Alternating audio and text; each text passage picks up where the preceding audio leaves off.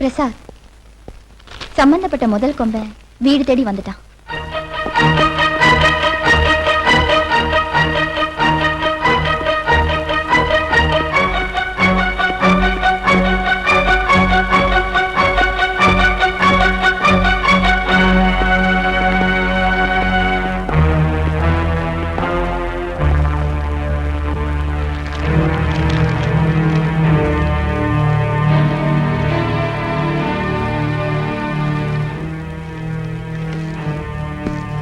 சாரதா, நீ என்ன வரவேற்க மாட்டேன்னு, உட்கார சொல்ல மாட்டேன்னு எனக்கு தெரியும். அதெல்லாம் தெரிஞ்சுதான் நான் இங்க வந்திருக்கேன். நான் உங்ககிட்ட கொஞ்சம் தனியா பேச வேண்டியிருக்கு. உங்களை மாதிரி உள்ளவங்க என்கிட்ட பிரைவேட்டா பேசுறதுக்கு என் பெட்ரூம் தான் வசதியான இடம். ஆனா அது பழைய காலம். இப்போ இந்த ஹால்லேயே பேசினா போதும்.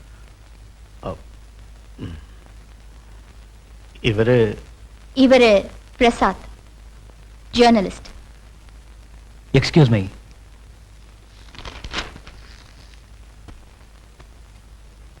ஓஹோ, இப்ப இவன் தான் உன்னை சப்போர்ட் பண்ணிக்கிட்டு இருக்கிறதா?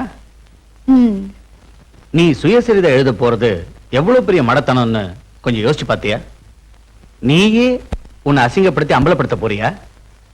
என்னை வச்சு பலதும் சம்பாதிச்சாங்க. இப்போ என்ன பத்தி எழுதுறதுக்கு காரணம் நான் சம்பாதிக்கிறதுக்காகத்தான். அது சரி, அது இருக்கட்டும். நீ இவ்வளவு பெரிய காரியத்தை எப்படி சாதிக்க போற? மிஸ்டர் வரதராஜன், என் தங்கச்சிய உங்க மகனுக்கு கல்யாணம் பண்ணி வைக்கிறேன்னு எனக்கு வாக்கு கொடுத்துட்டு அவளை ஏன் கண் முன்னாலேயே நீங்க ஆளை வச்சு கொன்னீங்க. என்ன பைத்தியக்காரத்தனமா பேசுற? உன் தங்கச்சியை நான் கொல்ல சொன்னேன்னா? அப்படி இருந்தா கொலைப்பழிய சுமத்தி கேஸ் போட்டு என் மேல நடவடிக்கை எடுக்கலாம்ல? கேஸ் கோர்ட்டுக்கு வரதுக்கு முன்னாடியே நீங்க கொடுக்க வேண்டியதை கொடுத்து ஃபைல க்ளோஸ் பண்ணிட்டீங்களே. மினிஸ்டரும் சர்க்கிள் இன்ஸ்பெக்டரும் இந்த விஷயத்துல உங்க பின்னாடி இருந்தாங்கங்கிறது எனக்கு நல்லா தெரியும். நீங்க இங்க இருந்து போலாம். சாரதா, அனாவசியமா நீ என்ன மாதிரி ஆளுங்களோட கோபத்தை சம்பாதிச்சுக்காத. என்ன பயமுறுத்துறியா? நான் யாருக்கும் பயப்பட மாட்டேன். என் உடம்ப அநியாயமா ருசி பார்த்த எல்லார பத்தியும் எல்லா விஷயத்தை பத்தியும் நான் எழுதுவேன். ஓ, அப்போ நீ தீர்மானிச்சிட்ட. நான் கடைசியா சொல்றேன், உன் சுயசரிதைய எழுதாத. எழுதுனா வரதராஜன், உன்னால ஒரு மயிரையும் ஒடுங்க முடியாதுடா.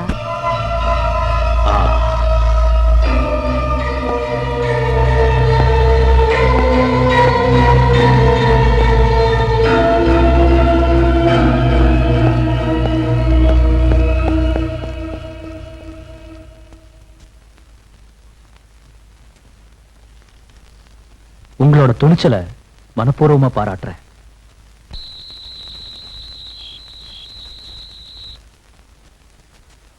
நீங்க சொல்றத பார்த்தா சாரதாவை சுயசரிதை எழுத விடாம பண்றது ரொம்ப கஷ்டம் போல தோணுது. அதெல்லாம் தெரிஞ்சுதானே நான் உங்ககிட்ட ஒரு வேலை செய். அவள் இந்த மாதிரி எழுத வைக்கிறது பிரசாத்ங்கிற ஒரு பத்திரிகை ரிப்போர்ட்டர். அவனை உள்ள தள்ளுறதுக்கு ஏதாவது வழி இருக்கா? ஒரு நிருபர் அரசு செஞ்சா அவங்க சங்கம் சும்மா இருக்காது. அது குழப்பமாயி இன்னும் பிரச்சனையில தான் முடியும். சாரதாவை பத்தி சொல்ல வேண்டியதெல்லாம் சொல்லிட்டேன். ஒன்னு தெரிஞ்சுக்க, அது பிரசுரம் ஆச்சுன்னா அதிகமா பாதிக்கப்பட போறது நீதான். ஏன்னா நீ ஒரு கவர்மெண்ட் சர்வெண்ட். உடனடியே இதுக்கு ஒரு முடிவு எடுத்தே ஆகணும்.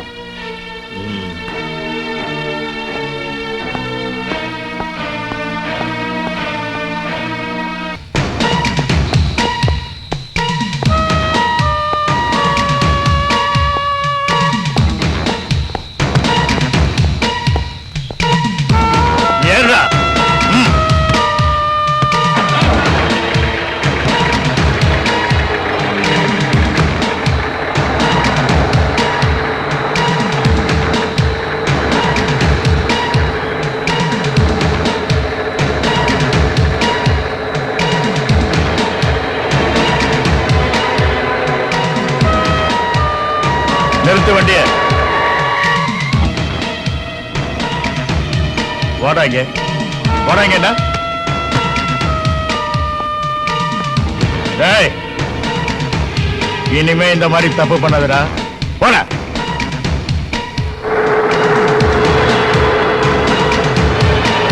நிறுத்து. இதுக்கெல்லாம் நீதான் என் காரணம். அப்படி சொன்னா எப்படி சார்? என்னோட மகனை அவ தங்கச்சிக்கு கல்யாணம் பண்ணி வைக்கிறது மானக்கேடு இல்லையா? அதை விட மானக்கேடு இல்லையா இப்போ வரப்போறது? அந்த கொலையை ஒண்ணு இல்லாம பண்ண சொல்லி நீ என்கிட்ட சொன்ன. நீ சொன்னதை கேட்டதுனால இப்ப பார்ட்டியில பெரிய பிரச்சனையாகி என்ன பதவியில இருந்து தூக்கிட்டு வேற எவனையாவது உட்கார வச்சிருவானு எனக்கு பயமா இருக்கியா?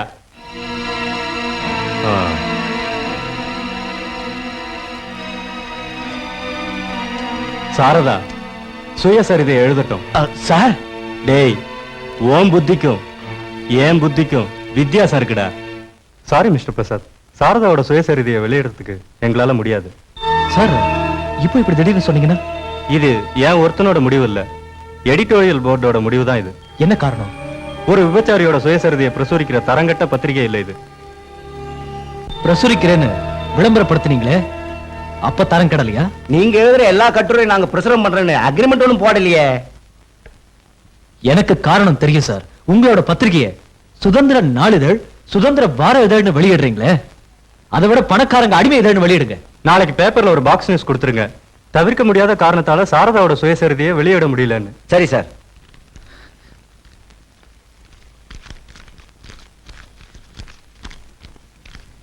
இந்தாங்க உங்க அட்வான்ஸ்.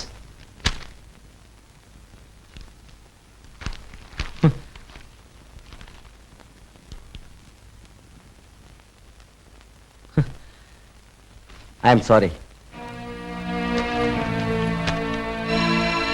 இதுக்கு என்ன காரணம்? பத்திரிகை நடக்கிறதே விளம்பரத்தினாலதான்.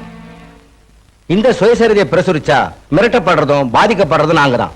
மந்திரிங்களுக்கும் பணக்காரங்களுக்கும் பயந்து பத்திரிகையை நடத்துறதை விட விபச்சாரம் நடத்தலாமே. இதெல்லாம் சொல்றதால ஒன்னும் பிரயோஜனம் இல்லை. சாரி.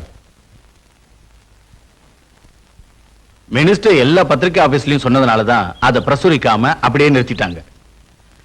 இனி அவளை வளர விட்டா நிச்சயமா நமக்கு ஆபத்து தான். இனிமே அவன் நமக்கு எதிரியா வரமாட்டா.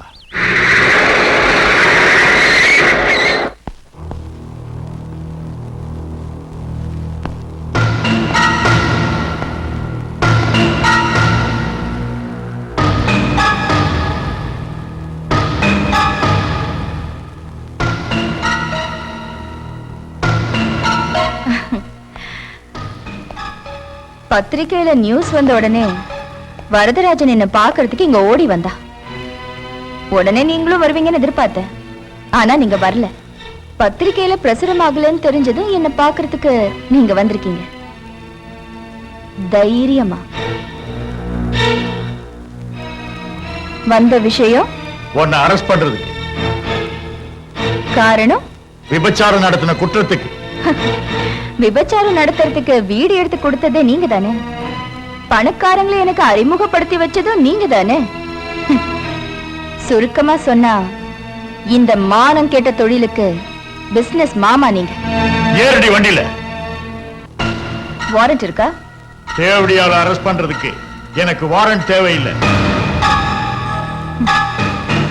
இந்த தேவடியா சம்பாதிச்ச பாதி பணத்துல தானே உன் பொண்டாட்டி பேர்ல சொத்து வாங்கியிருக்க. கோர்ட்ல வச்சு நீ விபச்சாரம் பண்ணியான ஜட்ஜி என்கிட்ட கேக்குறப்போ நான் குற்றத்தை ஒத்துக்குவேன். இதுல எனக்கு ஒரு பிசினஸ் பார்ட்னர் இருக்காரு, அவரு சர்க்கிள் இன்ஸ்பெக்டர் தாமோதரன் தான் அப்படின்னு சொல்லுவேன். அந்த இடத்துலயும் ஷட்டப்னு சொல்லி உன் மானத்தை காப்பாத்திக்கோ.